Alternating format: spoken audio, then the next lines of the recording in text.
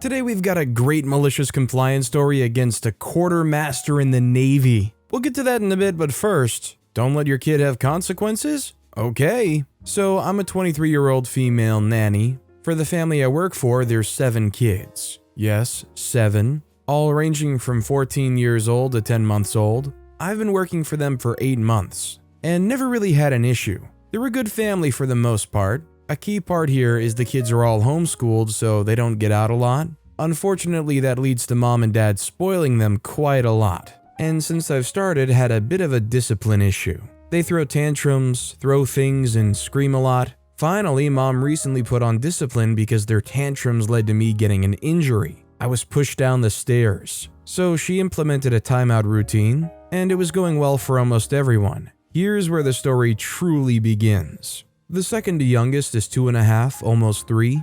His tantrums are some of the worst, and instead of really disciplining him, she coddles him. If he screams and yells, she just picks him up and gives him whatever he wants. He'll also throw things and hit whoever's telling him no, and mom doesn't do anything. On Wednesday this week, mom had an appointment, and when he woke up from his nap and she wasn't there, he freaked out. I tried to calm him by playing games, food, or reading books, but nothing worked. He just got louder and more aggressive. He even hit me and his siblings. Eventually, he woke the baby, and when I got her, tried to even hurt her. So with no other real options working to calm him down, I pick him up, sit him on his bed, and said, "Time out. You do not behave this way. When you calm down, you can come out." He's finally calming down after several minutes, and mom comes home. She was quite upset that he got a timeout because she says that he's too young and doesn't know better. Now, I understand he's young, but I've been a nanny for a while, and I've learned age 2 to 3 is normal age for discipline, so they learn to know better. I only do a minute per year age and only goes longer if they can't calm down, though I check in every minute. She was also upset I used his room as a timeout. Now that part I can get and can understand that at this age, associating timeout with where he sleeps, I can agree we don't do that. But I had to ask, when he's acting like this, what do you want me to do? She said, "Let me handle it. If I'm not there, give him what he wants. It's not worth the fight." Okay, but what if it's something I can't give? She replied, "If you can't, just let him go through it. He'll calm down quickly." I looked at her like, "Are you serious? You do realize how he can be, right?" But okay. Cue malicious compliance. The next day, mom had another appointment and she was gone when he woke up. And of course, he wanted her and only her. I said, "Sorry, she's not here. Why don't we play a game?" He screams, "No." I ask if he wants a snack. "No," he screams and starts slapping at my hands. I ask to go read a book or go to his sibling's room for playtime. He screams again and hits me in the face. I told him, "Please don't hit me," so he screams in my face and goes off throwing things at me and everyone around and just goes off. I tell everyone to go to their rooms. I tried everything to calm him down and it didn't work, so I did exactly what she told me. Absolutely nothing. He continues his tirade, throwing things, pulling things off shelves, and screaming. I obviously kept him from things that would hurt him like glass, ceramics, and when he got on a table to push something, I picked him up and put him down, though he did bite me really hard when I did that. Not enough to bleed, but enough to leave a good mark.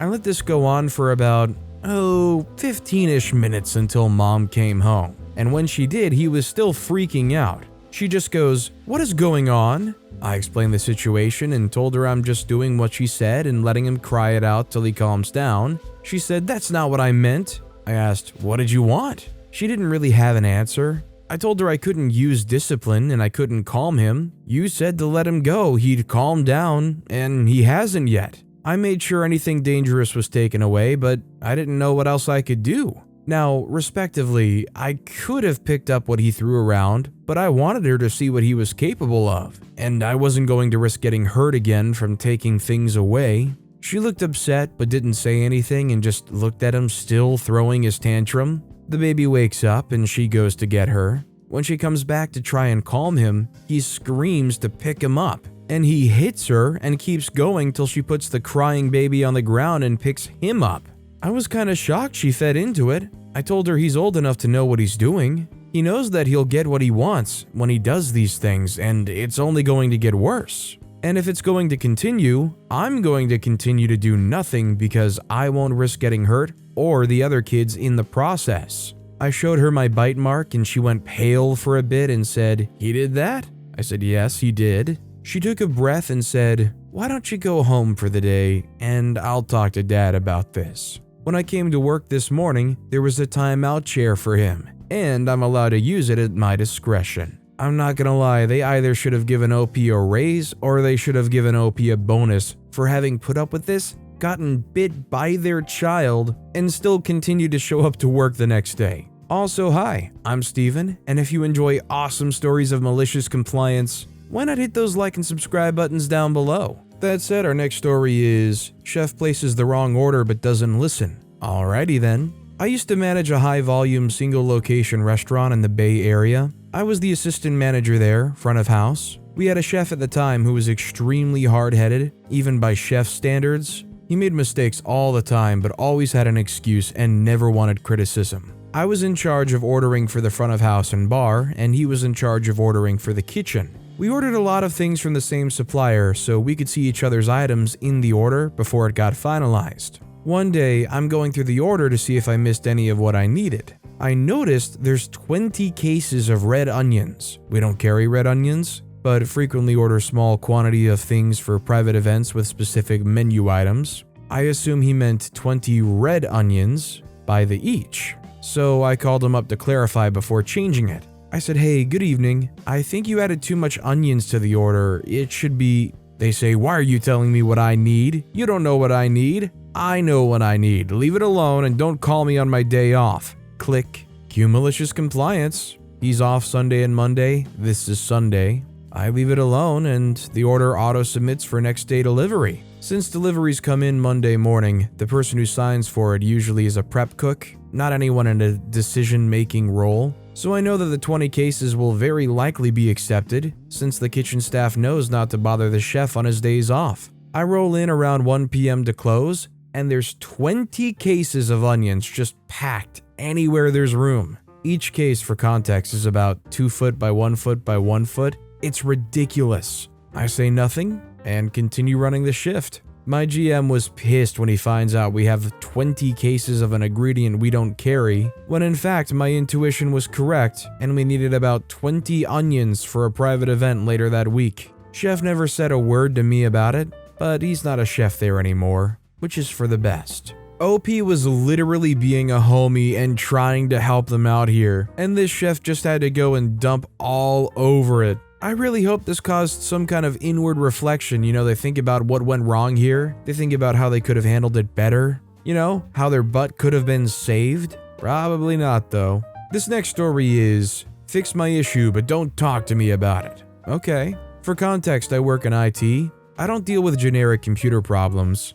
I'm an expert in a complicated program at work. Almost every department in my work uses this program. When bugs and/or issues are found, I do my best to fix it myself. If I can't fix it, then I forward the issue to our vendor who manages the program for us. Taking new versions of this program is a big deal. We just don't take it. We install the new version in a non-production environment, and every department must test it and sign off on it.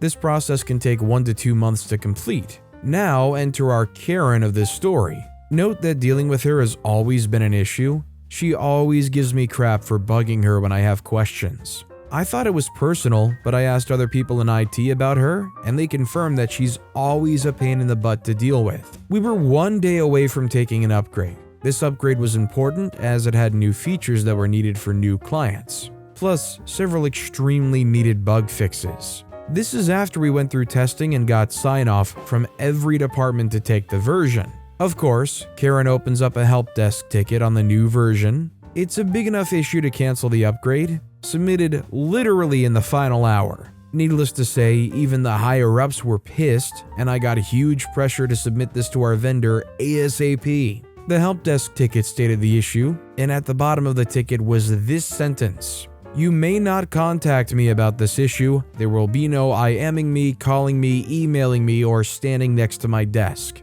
So I reviewed the ticket, and can you guess what the issue was? User error. Cue malicious compliance. Since I couldn't talk to her about it, I went straight to the higher-ups. The same people pressuring me to submit the issue. Told them the problem, and I wasn't allowed to contact her about it. They said they would take care of it. About an hour later, Karen comes sheepishly to my desk. This was the nicest I have ever seen her. I pointed out the issue to her and she said she would review it.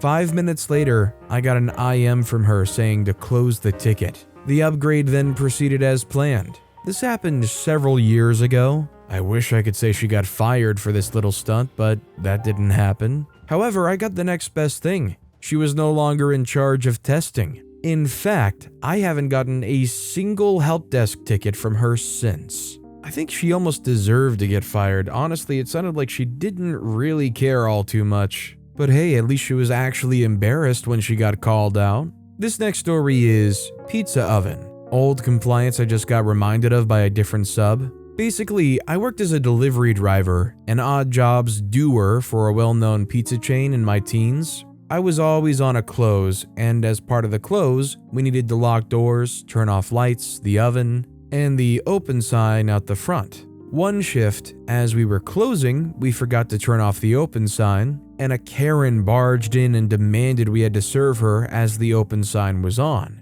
Informed her the oven was off and wouldn't warm up before we left, and still she insisted. Cue malicious compliance. Food service laws in Australia prevented us from selling anything undercooked for risk of food poisoning, so I offered to serve her by selling anything that we didn't need to cook, which was soft drink. And only soft drink. Any and all soft drink she wanted. All the soft drink in the world. She stormed out shortly after buying no soft drink. Sorry ma'am, all we got is Pepsi products. No, I want a pizza. Yeah, sorry, that's all we got is Pepsi products. Did you want any or? This next story is, what the quartermaster wants, he gets. Many years ago, I worked for a company that produced a diagnostic software package for the US Navy, which was used in their repair depots to automatically troubleshoot circuit boards. The software was issued on individually numbered CDs, and we usually delivered them in packages of 500, along with an 1149 transmittal form for the quartermaster to sign.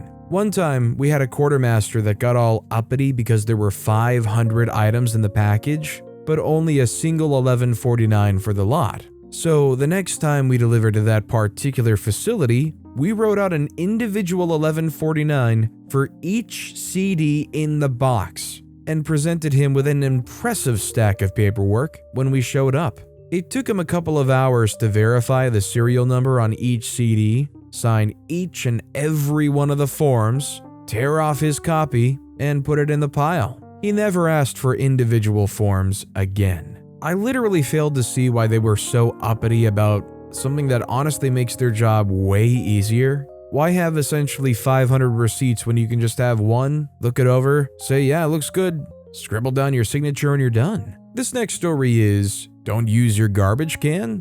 Okay, you can see where this is going.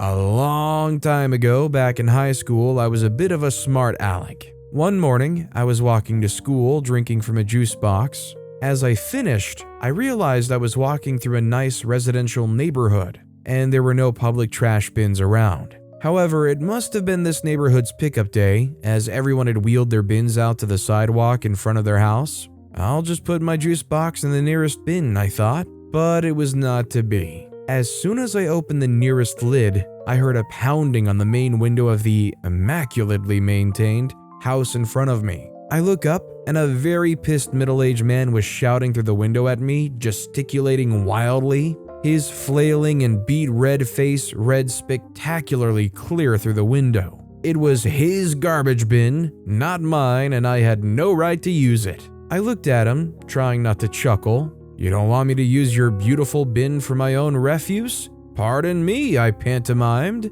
and staring at him with a huge grin breaking through a mock penitential visage, I pitched the juice box onto his precious, flawless lawn. As his eyes widened to the size of saucers, I hightailed it out of the neighborhood, laughing all the way. I mean, OP did stick it to this person who was really uppity about their trash can usage. But let's be real, OP was still kind of a jerk here, and they still littered. It's definitely a bit of compliance, a bit of revenge, but definitely I don't think one you read and you go, yeah, that felt good. But with that being said, that's all the time we have for today. Now, if you want to hear another absolutely awesome malicious compliance story, check out that video on the left. Or if you missed my latest video, check out that video on the right. That said, I'll see you all next time with some more stories.